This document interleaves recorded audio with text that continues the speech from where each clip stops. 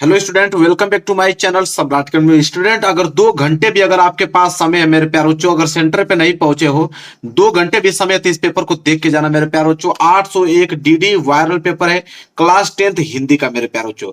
10वीं के विद्यार्थी अगर सेंटर में नहीं पहुंचे हो, अगर सेंटर भी पहुंच गए हो, अगर अंदर एंट्री नहीं हुई है, तभी इस पेपर को देख के जाना मेरे प्यारे बच्चों, क्योंकि जब अंदर जाओगे तो यही पेपर आपको देखने को मिलेगा। 70 नंबर में 70 नंबर लेकर आओगे मेरे प्यारे बच्चों। यहाँ पे अनुक्रमांक अपना डाल लीजिएगा, यहाँ पे अपना नाम डाल लीजिएगा मेरे प्यारे बच्चों। और इस पेपर को हल करने के लिए आपके पास समय रहेंगे 3 घंटे 15 मिनट। मेरी गारंटी है कि 2.5 घंटे में पूरे के पूरे पेपर को करके चले आओगे, पूरे के पूरे पेपर करके चले आओगे 2.5 घंटे में। बस पूरा वीडियो को देख कर जाना मेरे प्यारे बच्चों। यहाँ पे कुछ निर्देश दिया गया है जो कि पढ़ना बहुत ही ज्यादा जरूरी है। जैसे पहला पॉइंट बोला है कि प्रारंभ के 15 मिनट परीक्षार्थियों को प्रश्न पत्र पढ़ने के लिए निर्धारित है। मतलब कि 15 मिनट इस पेपर को आप पढ़ोगे और 3 घंटे में इस पेपर को आपको सॉल्व करना है। दूसरा पॉइंट है कि प्रश्न पत्र 2 खंडों में विभाजित है। एक तो खंड अ, दूसरा खंड ब में विभाजित है। यह पेपर 2 खंडों में आएगा। तीसरा है कि प्रश्न पत्र के खंड अ में बहुविकल्पीय प्रश्न है, जिसमें सही विकल्प का चयन करके OMR शीट पर नीले अथवा काले बॉल पॉइंट पेन से सही विकल्प वाले गोले को पूर्ण रूप से काला करें। कहने का मतलब है कि खंड में बहुविकल्पीय प्रश्न है। कितने बहुविकल्पीय प्रश्न है मेरे प्यारों? 20 बहुविकल्पीय प्रश्न है। इनका उत्तर कहां देना होगा आपको? OMR शीट आपको अलग से मिलेगी, उस पर देना होगा। नीले पेन से रंग सकते हो या काले पेन से रंग सकते हो, लेकिन पेन आपका बॉल पॉइंट पेन होना चाहिए, सिर्फ जेल वाला पेन नहीं होना चाहिए। चौथा पॉइंट है कि खंड अ में बहुविकल्पीय प्रश्न है तो प्रत्येक प्रश्न के लिए 1 अंक निर्धारित है। मतलब खंड अ में जो ऑब्जेक्टिव क्वेश्चन आएगा 20 ऑब्जेक्टिव क्वेश्चन, तो एक ऑब्जेक्टिव क्वेश्चन कितने नंबर का रहेगा? 1 नंबर का। अगर टोटल हम बात करें तो 20 ऑब्जेक्टिव क्वेश्चन 20 नंबर का पूछेगा आपसे। पांचवा पॉइंट देखिए क्या है। पांचवा पॉइंट मेरे प्यारे बच्चों है कि प्रश्न पत्र के खंड अ के प्रश्नों हेतु 1 घंटा था, खंड ब के प्रश्नों को हल करने हेतु 2 घंटे का समय निर्धारित है। कहने का मतलब है कि खंड अ में जो 20 ऑब्जेक्टिव है ना, उनको हल करने के लिए आपके पास 1 घंटे का समय है। अब मेरी गारंटी है कि आप 5 मिनट में रंग के चले आओगे। इस वीडियो को अगर देख के जाओगे तो 5 मिनट भी नहीं लगेगा, रंग दोगे। बाकी आप फिर खंड ब को, जिसमें 50 अंक के वर्णनात्मक प्रश्न है, उनको हल करने के लिए आपके पास समय रहेंगे 2 घंटे। इसके बाद क्या है मेरे प्यारे बच्चों कि प्रत्येक प्रश्न के सम्मुख उनके निर्धारित अंक दिए गए। मतलब हर एक प्रश्न के आगे बताया गया कि प्रश्न 1 नंबर का है कि 4 नंबर का है कि 6 नंबर का है। हर एक प्रश्न के सामने लिखा गया है कि यह प्रश्न कितने नंबर का है। पेपर मेरे प्यारों चो यहां से स्टार्ट होगा खंड अ। देखो क्या दिया है, खंड अ बहुविकल्पीय प्रश्न। ठीक है, 20 ऑब्जेक्टिव क्वेश्चन खंड अ में रहेंगे। देखो पहला प्रश्न क्या बोला है। पहला प्रश्न बोला है कि आकाशद्वीप के लेखक हैं। तो आकाशद्वीप के लेखक जो है मेरे प्यारे बच्चों वो जयशंकर प्रसाद जी हैं। तो इसलिए सी वाला ऑप्शन जो है बिल्कुल राइट आंसर हो जाएगा, पहले का सी। दूसरा अगर हम बात करें, दूसरा प्रश्न बोला है कि तितली कृति के विदा है। मतलब तितली किस कृति के विदा है मेरे प्यारे बच्चों? तो उपन्यास कृति के विदा है। इसलिए सी वाला ऑप्शन जो है बिल्कुल राइट आंसर हो जाएगा, क्वेश्चन नंबर दूसरे का। आगे बढ़ो। अगला प्रश्न दिया है प्रश्न नंबर तीसरा। प्रश्न नंबर तीसरा है कि शुक्ल युग की काल अवधि है। शुक्ल युग की काल अवधि कितनी मानी जाती है मेरे प्यार बच्चों? तो 1919 ईस्वी से लेकर 1938 तक यह जो काल अवधि है, इसे हम लोग शुक्ल युग की काल अवधि कहते हैं। आगे देखेंगे, प्रश्न नंबर तीसरा कंप्लीट हो गया। चौथा प्रश्न क्या है? चौथा प्रश्न है कि पंच परमेश्वर कहानी के लेखक हैं। तो पंच परमेश्वर कहानी के जो लेखक हैं वो प्रेमचंद्र जी हैं, मुंशी प्रेमचंद्र जी। बी वाला ऑप्शन जो है बिल्कुल राइट आंसर आ जाएगा, क्वेश्चन नंबर 4 का। आगे बढ़ेंगे, क्वेश्चन नंबर पांचवा। क्वेश्चन नंबर पांचवा देखिए क्या है मेरे प्यारे बच्चों कि निम्नलिखित कथनों में से कौन सा कथन सही है। मतलब 4 ऑप्शन दिया है, ये चारों कथन में से कोई एक कथन सही है, उसे पहचान कर लिखना है। तो सी वाला बिल्कुल राइट आंसर हो जाएगा मेरे प्यारे बच्चों, क्योंकि गेहूं और गुलाब निबंध के लेखक जो है वो राम वृक्ष बेनीपुरी हैं। इसलिए सी वाला ऑप्शन बिल्कुल राइट आंसर हो जाएगा, क्वेश्चन नंबर पांचवे का सी वाला। आगे देखो क्वेश्चन नंबर 6। क्वेश्चन नंबर 6 दिया है कि कलम का सिपाही के लेखक हैं। तो कलम के सिपाही के लेखक अमृत राय हैं। तो ए वाला ऑप्शन बिल्कुल राइट आंसर हो जाएगा, क्वेश्चन नंबर 6 का ए। आगे देखिए सातवां। सातवां क्या है? आधुनिक काल की समय अवधि है। तो आधुनिक काल की जो समय अवधि मानी जाती है मेरे प्यारे बच्चों, 1843 ईस्वी से लेकर वर्तमान तक। 1843 ईस्वी से लेकर वर्तमान तक, अब तक जो काल अवधि चलती आ रही है उसे आधुनिक काल की समय अवधि कहते हैं। आगे देखेंगे आठवां प्रश्न क्या पूछा है। आठवां प्रश्न मेरे प्यारे बच्चों दीप शिखा क्या है? दीप शिखा काव्य संग्रह रचना है। किनकी रचना है दीपशिखा मेरे प्यारे बच्चों? तो महादेवी वर्मा जी की है। इसलिए ए वाला ऑप्शन बिल्कुल राइट आंसर हो जाएगा क्वेश्चन नंबर 8 का ए। आगे देखिए क्वेश्चन नंबर 8वां कंप्लीट हो गया ना। Question number 9। क्वेश्चन नंबर 9 मेरे प्यारे बच्चों यहाँ पे कि गंगा लहरी रचना है। तो गंगा लहरी रचना किनकी है मेरे प्यारे बच्चों? पद्माकर जी की। किनकी? पद्माकर जी की है। इसलिए ए वाला ऑप्शन जो है बिल्कुल राइट आंसर हो जाएगा क्वेश्चन नंबर 9 का ए, पद्माकर। आगे बढ़ेंगे, अगला प्रश्न देखिए, प्रश्न नंबर 10वां। प्रश्न नंबर 10वां है कि निम्न में से रीति काल की काल अवधि है। तो रीति काल की जो काल अवधि मेरे प्यारे बच्चों मानी जाती है वह 1643 ईस्वी से लेकर 1843 ईस्वी तक मेरे प्यारे बच्चों जो काल अवधि मानी जाती है वो रीति काल की काल अवधि मानी जाती है। इसलिए 10वें का ए जो है बिल्कुल राइट आंसर हो जाएगा। आगे देखिए प्रश्न नंबर 11। प्रश्न नंबर 11 क्या है मेरे प्यारे बच्चों की राम राम कही राम कही, राम राम कही राम, तुन परिहरि रघुवर विरह, राउ गयु सुरधाय। कह रहा इन पंक्तियों में कौन सा रस है मेरे प्यारे बच्चों? तो इन पंक्तियों में करुण रस का प्रयोग किया गया है। इसलिए बी वाला ऑप्शन बिल्कुल राइट आंसर हो जाएगा, बी वाला करुण रस। आगे बढ़ेंगे, अगला प्रश्न देखेंगे, प्रश्न नंबर 12 मेरे प्यारे बच्चों। प्रश्न नंबर 12 जो है वह है कि यही कहीं बिखर गई वह भग्न विजयमाला सी, उपयुक्त पंक्तियों में अलंकार है। मतलब कौन सा अलंकार इस पंक्ति में है मेरे प्यारे बच्चों? तो उपमा अलंकार का प्रयोग किया गया है। ए वाला ऑप्शन जो है बिल्कुल राइट आंसर हो जाएगा। आगे देखो अगला प्रश्न नंबर 13। 13वां प्रश्न मेरे प्यारे बच्चों क्या है कि सुनत सुमंगल वैन, मन प्रमोद तन पुलक भर, शरद सरोहु नयन तुलसी बरे स्नेह जल। कह रहा इन पंक्तियों के दूसरे और चौथे चरण में कितनी मात्राएं हैं? दूसरे मतलब इस वाले चरण में, और चौथे मतलब इस लास्ट वाले चरण में कितनी मात्राएं मेरे प्यारे बच्चों ये पूछा है। तो 13 मात्राएं हैं, गिन लेना। ए वाला ऑप्शन जो है बिल्कुल राइट आंसर हो जाएगा क्वेश्चन नंबर 13 का ए। आगे बढ़ोगे क्वेश्चन नंबर 14 आएगा। क्वेश्चन नंबर 14 है कि आह अब वह न रहा। कह रहा है कि अर्थ के आधार पर वाक्य का भेद क्या है मेरे प्यारे बच्चों? मतलब कैसा वाक्य है? तो जब भी मेरे प्यारे बच्चों यह चिन्ह आपको दिखे इसे एक्सक्लेमेशन चिन्ह कहते हैं। ठीक है, विस्मयवाचक चिन्ह कहते हैं। इसलिए कैसा होगा? विस्मयवाचक होगा। कैसा वाक्य है? तो विस्मयवाचक वाक्य है। सी वाला ऑप्शन बिल्कुल राइट आंसर हो जाएगा। अगर यह चिन्ह कहीं दिखा समझ लो विस्मयवाचक ही है। आगे देखिए क्वेश्चन नंबर 15। क्वेश्चन नंबर 15 क्या है मेरे प्यारे बच्चों कि निम्नलिखित में से कौन सा भाववाच्य का सही विकल्प है? तो भाववाच्य का सही विकल्प मेरे प्यारे बच्चों अगर भाव के रूप में कौन है इन चारों ऑप्शन में से मेरे प्यारे बच्चों? तो हो जाएगा कि आओ वहां बैठा जाए। आओ वहां बैठा जाए मेरे प्यारे बच्चों, ये जो आप लोगों का ये भाववाच्य रूप है। ठीक है, बी वाला ऑप्शन जो है बिल्कुल राइट आंसर हो जाएगा। आगे देखेंगे प्रश्न नंबर 16। देखो प्रश्न नंबर 16वां जो प्रश्न मेरे प्यारे बच्चों वह है कि शाबाश, क्या है कि शाबाश तुमने बहुत अच्छा कार्य किया। शाबाश तुमने बहुत अच्छा कार्य किया मेरे प्यारे बच्चों। ठीक है, तो ये कैसा वाक्य है? शाबाश तुमने बहुत अच्छा कार्य किया। ठीक है, तो तुमने देखो ये तुमने जो है उसके नीचे अंडरलाइन किया रहेगा तुमने के, और पूछेगा एक कैसा वाक्य है मेरे प्यारे बच्चों? तो इसका राइट आंसर होगा पहला, मध्यम पुरुष है, सर्वनाम है, एक वचन है, कर्ता कारक है। तो पहला वाला ऑप्शन जो है बिल्कुल राइट आंसर हो जाएगा। आगे देखो क्वेश्चन नंबर 17 क्या पूछा है। क्वेश्चन नंबर 17 पूछा है कि अनादर शब्द में कौन सा उपसर्ग लगा है? तो अन धन आदर। ठीक है, तो कौन सा होगा? अन धन आदर, मतलब अन जो आगे लगा होता है वही आपका उपसर्ग होता है। तो पहला वाला ऑप्शन जो है बिल्कुल राइट आंसर हो जाएगा। आगे देखेंगे प्रश्न नंबर 18 जो है पंचवटी में कौन सा समास है मेरे प्यार बच्चों? तो पंचवटी में समास की अगर हम बात करें तो द्विगु समास है। सी वाला ऑप्शन जो है बिल्कुल राइट आंसर होगा, द्विगु समास। पंचवटी में कौन सा समास है? द्विगु समास। 19वां प्रश्न देखिए क्या है। 19वां प्रश्न है कि निम्नलिखित में से गंगा का पर्ववाची नहीं है। मतलब गंगा का पर्ववाची कौन नहीं मेरे प्यारे बच्चों? कालिंदी। कालिंदी जो है वो गंगा का पर्ववाची शब्द नहीं होता है। बाकी आपका भागीरथी, सुरसरिता, देवनदी ये सभी गंगा की पर्ववाची हैं, लेकिन कालिंदी जो है वो गंगा का पर्ववाची नहीं है। तो बी वाला ऑप्शन बिल्कुल राइट आंसर हो जाएगा। आगे देखिए प्रश्न नंबर 20वां, लास्ट प्रश्न है खंड अ का। निम्नलिखित में से अग्नि का पर्ववाची नहीं है। तो अग्नि का पर्ववाची मेरे प्यारे बच्चों इन चारों ऑप्शन में से कौन नहीं है? देखो अनल तो होता है, पावक भी होता है, ज्वालस भी होता है, अनिल। अनिल जो है वो अग्नि का पर्ववाची नहीं है मेरे प्यारे बच्चों, इसलिए बी वाला ऑप्शन जो है बिल्कुल राइट आंसर हो जाएगा। आगे देखिए मेरे प्यारे बच्चों, अब यह खंड अ कंप्लीट हो गया। यहां से स्टार्ट होगा वर्णनात्मक प्रश्न खंड ब। कितने नंबर का? 50 नंबर का प्रश्न यहां से स्टार्ट होगा। प्रश्न नंबर 21। 20 के बाद कौन सा प्रश्न आएगा? 21वां प्रश्न आएगा। क्या बोला है?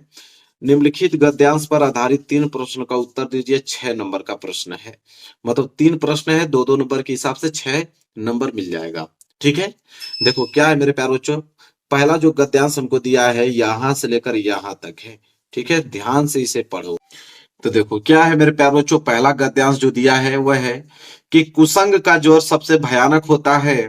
यह केवल नीति और प्रवृत्ति का ही नाश नहीं करता बल्कि बुद्धि का भी क्षय करता है।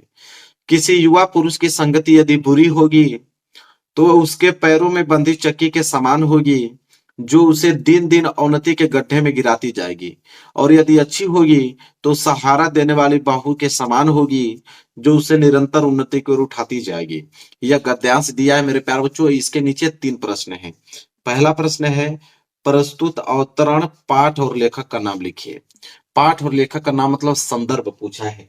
ठीक है, तो चलो पहला ए वाला देखते हैं। देखो मेरे प्यारे बच्चों, इसका उत्तर यहां से लिखो। 21वां प्रश्न ए वाला, संदर्भ हेडिंग डालोगे, फिर लिखना प्रारंभ करोगे। प्रस्तुत गद्य अवतरण आचार्य रामचंद्र शुक्ल द्वारा लिखित एवं हमारी पाठ्य पुस्तक हिंदी के गद्य खंड में संकलित मित्रता नामक निबंध से अवतरित है। मित्रता चैप्टर से लिया गया है यह गद्यांश, और इसके लेखक जो हैं आचार्य रामचंद्र शुक्ल जी हैं। बस ये हो गया आपका संदर्भ बिल्कुल कंप्लीट मेरे प्यारे बच्चों। और 2 नंबर आपका बिल्कुल क्लियर, क्योंकि यह प्रश्न कितने नंबर का था? 2 नंबर का था। दूसरा देखो, रेखांकित अंशों की व्याख्या कीजिए। ये भी प्रश्न 2 नंबर का ही है। मतलब कि जहां तक अंडरलाइन किया गया है कि कुसंग का ज्वर सबसे भयानक होता है, यह नीति मतलब यह केवल नीति और सद्वृत्ति का ही नाश नहीं करता बल्कि बुद्धि का भी क्षय करता है। इसका हमें व्याख्या बताना है। तो देखो व्याख्या कैसे लिखोगे मेरे प्यारे बच्चों। तो देखो बी वाला, रेखांकित अंश की व्याख्या हेडिंग डालोगे, लिखना प्रारंभ करोगे कि शुक्ल जी कहते हैं कि बुरी संगति घातक बुखार के समान हानिकारक होती है।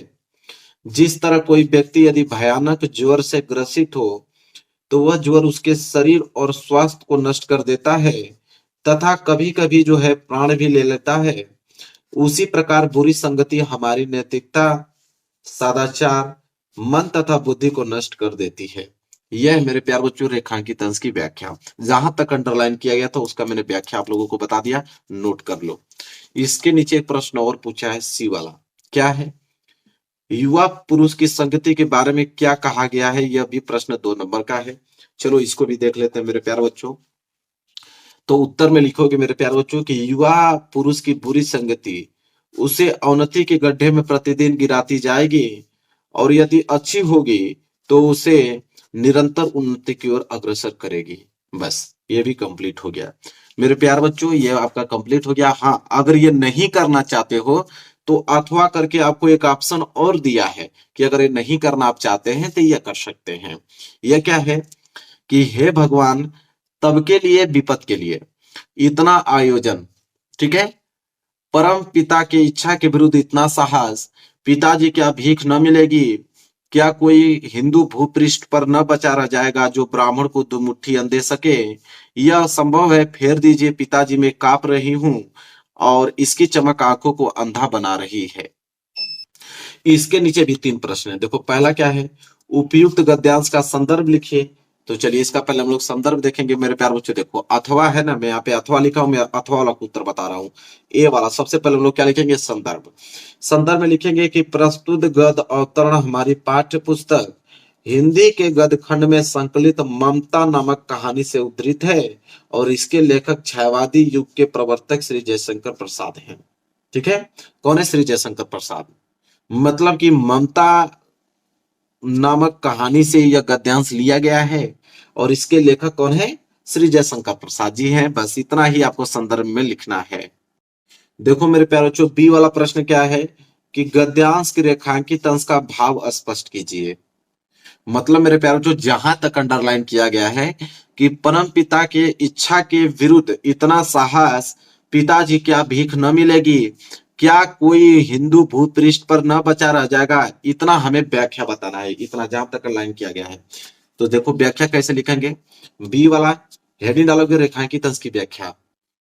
देखिए व्याख्या हेडिंग डालने के बाद लिखोगे कि लेखक जयशंकर प्रसाद का क्या पिताजी का कहना है कि जब ममता ने सोने के आभूषण से भरा हुआ थाल देखा तब वो हतप्रत हो गई। वह आश्चर्य प्रकट करती हुई अपने पिता से कहती हैं कि आप विपत्ति के लिए इतने धन का संग्रह क्यों कर रहे हैं। भगवान की इच्छा के विरुद्ध आपने यह बहुत बड़ा दुस्साहस किया है। क्या पिताजी हम लोगों के पास धन होने से हम लोगों को भीख भी न मिलेगी। क्या कोई हिंदू भूमि पर न नहीं रह जाएगा जो हम लोगों को दो मुट्ठी अन्न दे सके। तो यह है आप लोगों का रेखांकित अंश की व्याख्या, मेरे प्यारे बच्चों नोट कर लो। ठीक है, देखिए एक प्रश्न और है सी वाला कि ममता द्वारा किस कार्य को ईश्वर की इच्छा के विरुद्ध बताया गया है। तो देखो इसका उत्तर हम लोग लिखेंगे मेरे प्यारे बच्चों, यहाँ पे सी वाला का उत्तर है कि अपने पिता के द्वारा शेरशाह से उत्कोच मतलब घूस के रूप में लिए गए सुवर्ण मतलब सोने के सिक्के ममता के परम पिता की इच्छा के विरुद्ध लगा। ठीक है, ये इसका आंसर है, इसको नोट कर लो, 2 नंबर यहाँ से क्लियर हो जाएगा। देखिए मेरे प्यारे बच्चों अगला प्रश्न नंबर 22। ठीक है, प्रश्न नंबर 21 कंप्लीट हो गया, दोनों हमने बता दिया, अथवा वाला भी प्रश्न हमने करा दिया। ठीक है, एक भी प्रश्न नहीं छोड़ा, जो आपका मन करे वो एग्जाम में करके आना। प्रश्न नंबर 22, दिए गए पद्यांश पर आधारित 3 प्रश्नों का उत्तर दीजिए। ये भी प्रश्न 6 नंबर का है, इसमें भी 2 आता है। देखो एक अथवा करके दिया है, लेकिन मैं दोनों को बताने वाला हूँ। ठीक है, पहला देखो, पहला क्या है, यहां से लेकर यहां तक है मेरे प्यारे बच्चों, जहां तक मैं घेरा बना दे रहा हूँ यहां तक है। मैं पढ़ के सुनाता हूँ। चरण कमल बंदो हरिराई जाकी कृपया पंगु गिरिलय हो। अंधे को सब कुछ दर्शाई बहिर सुने गंगू पुनि बोले रंग चले सिर छत्र धराई सूरदास स्वामी करुणा में बार बार बंदोहति ही पाई। इसके नीचे 3 प्रश्न है। पहला है उपयुक्त पद्यांश का संदर्भ लिखिए, 2 नंबर के लिए है। अब इसका में हम देखने वाले हैं क्या है, संदर्भ। ठीक है, देखो प्रश्न नंबर 22, प्रश्न नंबर 22 का ए संदर्भ हेडिंग डाल ली है, फिर लिखो कि यह पद श्री सूरदास द्वारा रचित सूरसागर नामक ग्रंथ से हमारी पाठ्य पुस्तक हिंदी के काव्य खंड में संकलित पद शीर्षक से उद्धृत है। मतलब सूरदास द्वारा रचित सूरसागर नामक ग्रंथ से, ठीक है, काव्य खंड में संकलित किससे, पद शीर्षक से उद्धृत है। यह आपको संदर्भ में लिखना है। इतना याद रखना कि इसमें प्रसंग भी लिखना होता है मेरे प्यारे बच्चों।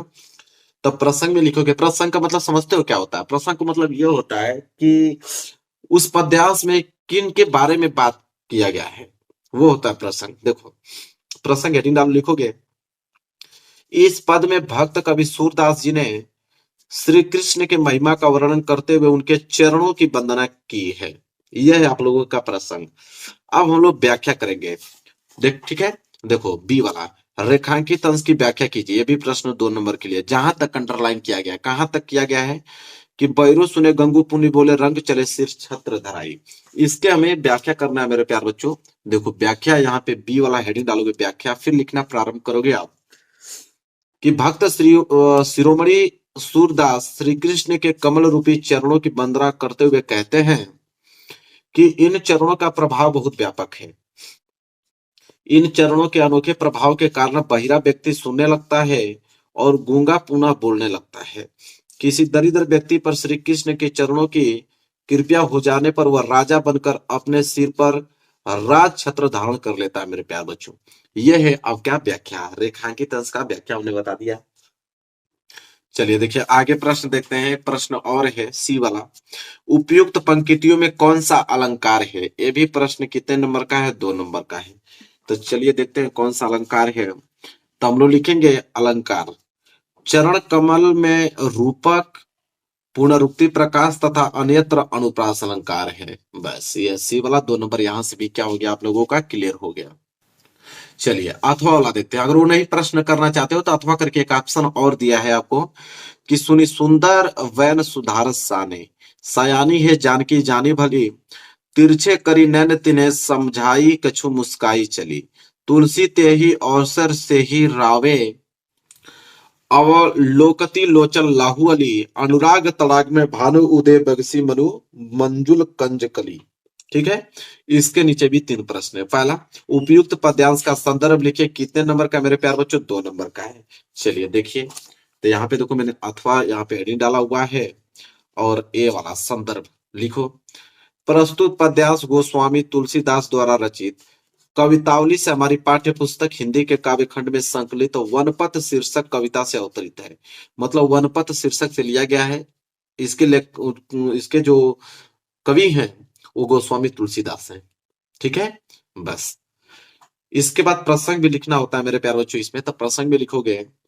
इन पंक्तियों में ग्राम वधुओं के प्रश्न का उत्तर देती हुई सीता जी अपने हाव भाव से ही राम के विषय में सब कुछ बता देती है। इसके बाद चलिए अगला प्रश्न देखते हैं, बी वाला। रेखांकित अंश की व्याख्या कीजिए। जहां तक अंडरलाइन किया गया है, कहां तक? अनुराग तड़ाग में भानु उदय बिगसी मनुमंजुल कंजकली। अब इसका हमें व्याख्या बताना मेरे प्यारे बच्चों, तो देखो यहां से व्याख्या हम लोग देखेंगे। बी वाला रेखांकित अंश की व्याख्या लिखोगे कि उस समय ऐसा प्रतीत हो रहा था मानो प्रेम के सरोवर में राम रूपी सूर्य का उदय हो गया हो। बस इतना ही व्याख्या मेरे प्यारे बच्चों, और 2 नंबर आपका क्लियर हो गया। एक प्रश्न और नीचे दिया हुआ है, अनुराग तड़ाग में तथा मनु मंजुल कंज में कली में कौन सा अलंकार है? तो अनुराग तड़ाग और मनु मंजुल कंज कली में कौन सा अलंकार है? तो देखिए मेरे प्यारे बच्चों, यहाँ सी वाला है कि अनुराग तड़ाग में भानु उदय बिगसी मनु मंजुल कंज कली में रूपक अलंकार, उत्प्रेक्षा अलंकार और अनुप्रास अलंकार की छटा है। ठीक है, क्लियर हो गया। 3 अलंकार प्रयोग किया गया है, रूपक, उत्प्रेक्षा, अनुप्रास। चलिए मेरे प्यारे बच्चों, ये भी प्रश्न क्लियर हो गया। प्रश्न नंबर 23। प्रश्न नंबर 23 देखिए क्या है। दिए गए संस्कृत गद्यांश में से किसी एक का संदर्भ सहित हिंदी में अनुवाद कीजिए। 5 नंबर का है। इसमें भी 2 प्रश्न है अथवा करके, लेकिन मैं दोनों को बताने वाला हूँ। पहला वाला यहाँ से, ऐसा नगरी भारतीय संस्कृति संस्कृत भाषा से केंद्रम अस्ति। ठीक है, यह संस्कृत का आपको गद्यांश दिया हुआ है, संदर्भ सहित हिंदी में अनुवाद करना है मेरे प्यार बच्चों। इसको ध्यान से आप देख लो। इसका हम लोग देखने वाले संदर्भ सहित हिंदी में अनुवाद। देखो कैसे, देखो 23वां, सबसे पहले हम संदर्भ लिखेंगे। प्रस्तुत गद्यांश हमारी पाठ्य पुस्तक हिंदी के संस्कृत खंड के वाराणसी पाठ से उद्धृत है। संस्कृत खंड के वाराणसी पाठ से उद्धृत है मेरे प्यारे बच्चों। प्रसंग की अगर हम बात करें तो इस गद्यांश में वाराणसी की ऐतिहासिकता तथा अवस्थिति के विषय में बताया गया है। अब हम अनुवाद करने वाले हैं। अनुवाद करने से पहले एक बार मैं फिर दिखाना चाहूंगा इसको, यहां से लेकर यहां तक इसका हम अनुवाद करने वाले हैं हिंदी में। ठीक है, तो देखो कैसे अनुवाद करेंगे हिंदी में इसका। तो अनुवाद हेडिंग डालेंगे और लिखेंगे कि यह नगरी भारतीय संस्कृति और संस्कृत भाषा की केंद्र स्थली है। यहाँ से संस्कृत साहित्य और संस्कृति का प्रकाश सभी जगह फैला है। मुगल युवराज दारा सिकोह ने यहाँ आकर भारतीय दर्शन शास्त्रों का अध्ययन किया था। वह उनके ज्ञान से इतना प्रभावित हुआ था कि उसने उपनिषदों का अनुवाद जो है फारसी भाषा में कराया। बस यह है मेरे प्यारों से इसका अनुवाद। यहां से हो गया क्लियर। अगर ये नहीं करना चाहते हो तो अथवा करके, अगर ये नहीं करना चाहते हो तो अथवा करके दिया ये वाला कर लो कि मानव जीवन से संस्करण संस्कृति अस्माक पूर्वाज मानव जीवन संस्कृति महानतम प्रयत्नम अकुर्वन। यहां से लेके यहां तक इसका कर लो। तो दोनों में से कोई एक ही करना, लेकिन मैं सब कुछ बता रहा हूँ। ठीक है, चलो देखो अथवा वाला का उत्तर मैं बता रहा हूँ। अथवा वाला सबसे पहले तो संदर्भ ही लिखना पड़ेगा इसमें भी, कि प्रस्तुत गद्यांश हमारी पाठ्य पुस्तक हिंदी के संस्कृत खंड के भारतीय संस्कृति नामक पाठ से उद्धृत है। इसमें भी प्रसंग लिखना होता है कि इसमें भारतीय संस्कृति के स्वरूप और महत्व पर प्रकाश डाला गया है। अब अनुवाद करने वाले हैं, बस 5 नंबर मिल जाएगा। अनुवाद करने से पहले मैं दिखा देता हूँ, यही वाला यहां से लेके यहां तक इसका हम लोग हिंदी में अनुवाद करने वाले हैं। देखो अनुवाद हेडिंग डालोगे, लिखोगे कि मानव जीवन को संवारना, कोष्टक में लिख लेना कि दोषादि को दूर करना संस्कृति है। हमारे पूर्वजों ने मानव जीवन को शुद्ध करने के लिए महान प्रयत्न किए। उन्होंने हमारे जीवन के संस्कारों के लिए जिन आचारों और विचारों को दिखाया वह सब हमारी क्या है, संस्कृति है। बस ये अनुवाद हो गया। 5 नंबर क्लियर हो गया। अब स्टार्ट होगा प्रश्न नंबर 24। प्रश्न नंबर 24 मेरे प्यार बच्चों क्या है कि दिए गए संस्कृत पद्यांश में से किसी एक का संदर्भ सहित हिंदी में अनुवाद कीजिए। सेम प्रश्न वही है, वो आपका गद्यांश था या आपका संस्कृत का पद्यांश है। इसमें भी आपका 2 दिया है अथवा करके। देखो पहला क्या है मेरे प्यार बच्चों कि मानो हित्वा प्रिय भवति क्रोध हित्वा न सोचती, कामवर्थ हित्वार्थवान भवति लोभ हित्वा सुखी भवेत। इसका हमें मेरे प्यारे बच्चों संदर्भ सहित हिंदी में अनुवाद करना है। तो देखो 24 का सबसे पहले संदर्भ लिखेंगे कि प्रस्तुत श्लोक हमारी पाठ्य पुस्तक हिंदी के संस्कृत खंड के जीवन सूत्राणु पाठ से उद्धृत है। मतलब जीवन सूत्राणु चैप्टर से लिया गया है। प्रसंग की अगर हम बात करें तो इन श्लोकों में विभिन्न त्यागों के महत्व को दर्शाया गया है। अब अनुवाद करने वाले हैं, लेकिन अनुवाद करने से पहले एक बार मैं दिखाना चाहूंगा, यही है इसका हम लोग हिंदी में अनुवाद करने वाले मेरे प्यार बच्चों। कैसे करेंगे देखो, क्या अनुवाद हेडिंग डालोगे, लिखोगे यक्ष। यक्ष जो है प्रश्न पूछते हैं युधिष्ठिर से। यक्ष पूछ रहे हैं कि मनुष्य क्या छोड़कर प्रिय हो जाता है, मनुष्य क्या छोड़कर शोक नहीं करता है, मनुष्य क्या छोड़कर धनवान हो जाता है, मनुष्य क्या छोड़कर सुखी होता है। तो युधिष्ठिर उनके प्रश्नों का उत्तर देते हुए कहते हैं कि मनुष्य अहंकार को छोड़कर प्रिय हो जाता है, मनुष्य क्रोध को छोड़कर शोक नहीं करता, मनुष्य इच्छा कामना को छोड़कर धनवान हो जाता है, मनुष्य लोभ को छोड़कर सुखी हो जाता है मेरे प्यारे बच्चों। बस हो गया। इसके बाद अथवा वाला देखो, अगर ये नहीं करना चाहते हो तो ये वाला कर लो। सर्वे भवन्ति सुखनम सर्वे सन्तु निराम्या सर्वे भद्राणु पश्यन्तु मा कश्चित् दुख भाग भवेत्। इसका उत्तर देख लो। तो इसका उत्तर देखो, सबसे पहले इसका हम लोग संदर्भ लिखेंगे, ठीक है। तो प्रस्तुत श्लोक हमारी पाठ्य पुस्तक हिंदी के संस्कृत खंड के भारतीय संस्कृति पाठ से उद्धृत है। मतलब भारतीय संस्कृति चैप्टर से लिया गया मेरे प्यार बच्चों। प्रसंग की अगर हम वही बात करें तो प्रसंग में हम लोग लिखेंगे कि प्रस्तुत श्लोकों में भारतीयों की मूल भावना पर प्रकाश डाला गया है। अब इसका हम अनुवाद करेंगे। सर्वे भवन्ति सुखिनः मतलब सभी सुखे हो, सर्वे सन्तु निरामया सब रोग रहित हो, सब कल्याण को देखे अर्थात सभी का कल्याण हो, कोई भी दुखी न हो अर्थात कोई भी दुख का भागी न बने मेरे प्यार बच्चों। बस ये हो गया आपका कंप्लीट मेरे प्यार बच्चों। अब आगे देखो प्रश्न नंबर 25। प्रश्न नंबर 25वां क्या बोल रहा है मेरे प्यार बच्चों कि अपने पठित खंड काव्य के आधार पर निम्नलिखित प्रश्नों में से किसी एक का उत्तर दीजिए। खंड काव्य आ गया। खंड काव्य मेरे प्यारों जो जिला वाइज जाता है, जिला वाइज जाता है। आपके जिला में जो खंड काव्य पूछा जाता है वही आपको करना है। क्वेश्चन बैंक में या किताब में जाकर देख लो कि आपके जिले में कौन सा खंड काव्य पूछा जाता है मेरे प्यारे बच्चों, वही एग्जाम में करोगे तो आपको 3 नंबर दिया जाएगा, ठीक है। खंड काव्य तो बहुत है, जैसे मुक्ति दूत है, ज्योति जवाहर है, आगे बढ़ोगे तो मेवाड़ मुकुट है, अग्र पूजा है, अग्र पूजा के बाद जय सुभाष है, मातृभूमि है मेरे प्यारे बच्चों, फिर कर्ण है, फिर करमवीर है, तुमुल है, बहुत है। आप जाके देख लेना कि कौन सा खंड काव्य आपके जिला में पूछा जाता है, बस हो जाए। आगे देखो प्रश्न नंबर 26 का क। प्रश्न नंबर 26 का क है कि दिए गए लेखकों में से किसी एक का जीवन परिचय लिखते हुए उनकी एक प्रमुख रचना का उल्लेख कीजिए 5 नंबर का। तो 3 दिया है, डॉक्टर राजेंद्र प्रसाद, जयशंकर प्रसाद, आचार्य रामचंद्र शुक्ल। इन तीनों लोगों में से किसी एक का जीवन परिचय लिखना है और आपको 5 नंबर दे दिया जाएगा। मैं आपको आचार्य रामचंद्र शुक्ल जी का बता देता हूँ, 5 नंबर आपको कंप्लीट हो जाएगा। बहुत आसान तरीके में लिख के लेकर आया हूँ। देखिए प्रश्न उत्तर संख्या 26 का क, आचार्य रामचंद्र शुक्ल हेडिंग डालना है। जन्म लिखना 1884 में, मृत्यु लिखना 1941 ईस्वी में। जीवन परिचय एक मेन हेडिंग डालना है और फिर लिखना प्रारंभ कर देना। क्या लिखोगे कि आचार्य रामचंद्र शुक्ल का जन्म जो हुआ था 1884 ईस्वी में बस्ती जिले के अगोना नामक ग्राम में हुआ था। इनके पिता का नाम चंद्रबली शुक्ल और माता का नाम विभासी था। शुक्ल जी को बचपन से ही पढ़ाई लिखाई में लगन थी। उन्होंने स्वयं अध्ययन से ही हिंदी, अंग्रेजी, संस्कृत, बांग्ला, उर्दू, फारसी आदि कई भाषाओं का अच्छा ज्ञान प्राप्त कर लिया था। उन्होंने साहित्य के प्रति गहरी रुचि रखी और पत्र पत्रिकाओं में अपने लेख प्रकाशित करने लगे। आनंद कदामनी नामक पत्रिका में इनकी रचनाएं प्रकाशित होने लगी। इस प्रकार जीवन के अंतिम क्षणों तक साहित्य की सेवा करते हुए सन 1941 ईस्वी में हृदय गति रुक जाने के कारण इनका स्वर्गवास हो गया। रचना की अगर हम बात करें तो चिंतामणि, रस मीमांसा, विचार विधि इनकी जो रचनाएं हैं। अब मेरे प्यारे बच्चों देखो, एक ही पेज में मैंने जीवन परिचय लिख दिया और 1 नंबर नहीं कटेगा आप लोगों का। बस जो जो मेन मेन हाईलाइटेड पॉइंट है उसको ब्लैक पेन से लिख देना, बस आपको पूरा नंबर दे दिया जाएगा। आगे है प्रश्न नंबर ख, 26 का ख। दिए गए कवियों में से किसी एक का जीवन परिचय देते हुए अपनी प्रमुख रचना का उल्लेख कीजिए 5 नंबर का। पहला है गोस्वामी तुलसीदास। मैं पहला वाला ही बता देता हूं आप लोगों को, गोस्वामी तुलसीदास जी का 5 नंबर आपका क्लियर हो जाएगा। इनका भी मैं बहुत आसान तरीके से लिख कर लेकर आया हूं। देखो सिंपल क्या है, प्रश्न उत्तर संख्या 26 का ख डालो। पहला वाला गोस्वामी तुलसीदास कर रहे हो तो मेरे हेडिंग डालो। जन्म लिख लो ब्लैक पेन से सन 1532, मृत्यु लिख लो सन 1632।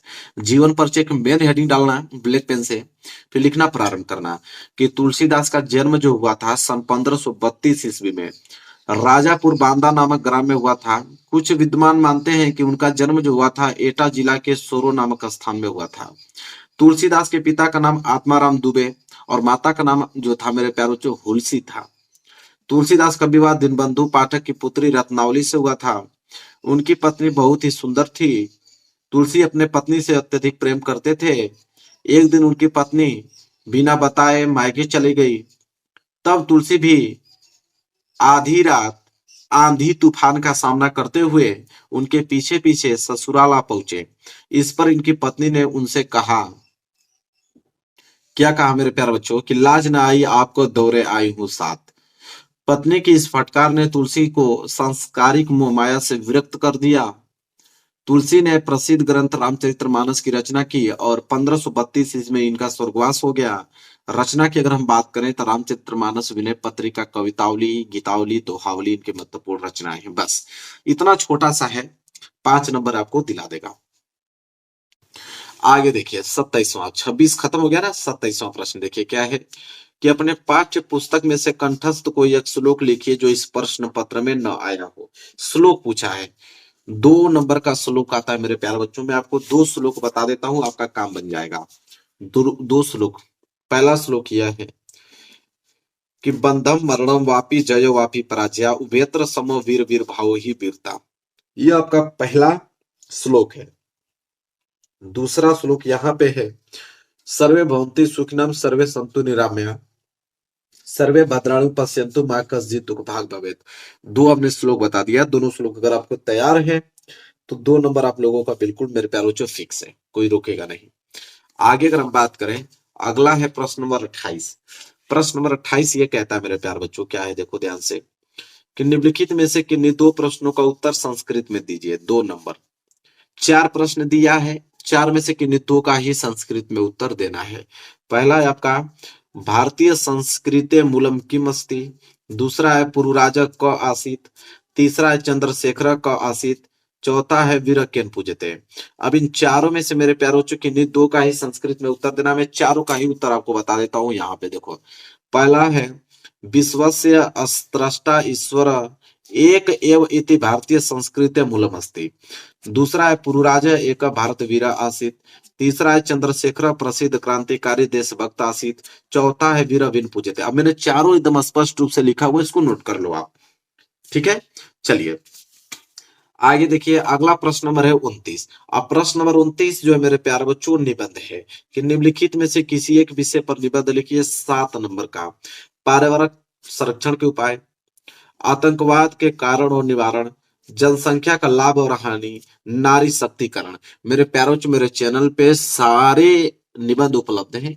आप जाके निबंध बाई सम्राट एकेडमी, निबंध बाई सम्राट एकेडमी डालना, बहुत सारे निबंध आ जाएंगे। सारे निबंध हमने बहुत आसान तरीके में लिख के बताया हुआ है और साथ ही साथ ट्रिक भी बताया कि निबंध लिखने का बेहतरीन ट्रिक क्या है कि एग्जामिनर 7 में 7 नंबर आपको दे। तो वहां से इस टॉपिक को मेरे प्यारे बच्चों कवर कर लेना आप लोग। आगे देखेंगे लास्ट प्रश्न मेरे प्यारों चो 30वां प्रश्न क्या है मेरे प्यारों चो 30वां, कि अपने क्षेत्र में व्याप्त गंदगी के कारण उत्पन्न डेंगू और मलेरिया जैसी भयंकर बीमारियों की जानकारी किसी दैनिक पत्र के संपादक को देते हुए पत्र लिखिए। हाँ, अगर ये प्रश्न नहीं करना चाहते हो तो अथवा करके प्रश्न और दिया है कि आपकी बहन कस्बे से अपनी पढ़ाई पूरी कर आगे शिक्षा के लिए बड़े नगर में गई है, तो नगर के वातावरण में संभावित परेशानियों की चर्चा करते हुए उनसे बचने के तरीके पत्र द्वारा समझाइए। 4 नंबर का है, तो मैं अथवा वाला आपको बता देता हूं ताकि 4 नंबर अब यहां से क्लियर कर पाओ। देखो 30वें का अथवा वाला मैंने बताया है। सबसे पहले आपकी बहन जहां पे रहती है उसका आप एड्रेस लिखो। तो जो भी एड्रेस है आपकी बहन का पूरा एड्रेस यहाँ पे रहेगा। क्या रहेगा? एड्रेस। इसके बाद यहाँ पे डालोगे प्रिय बहन मृणाल, जो उनका नाम है, फिर बहुत प्यार। इसके बाद पूरी कहानी लिखना चालू कर दोगे। क्या लिखोगे कि बहुत दिनों से तुम्हें पत्र लिखना चाह रही थी परंतु व्यस्तता के कारण नहीं लिख पाई। आशा करती हूँ तुम वहां भली प्रकार से होगी।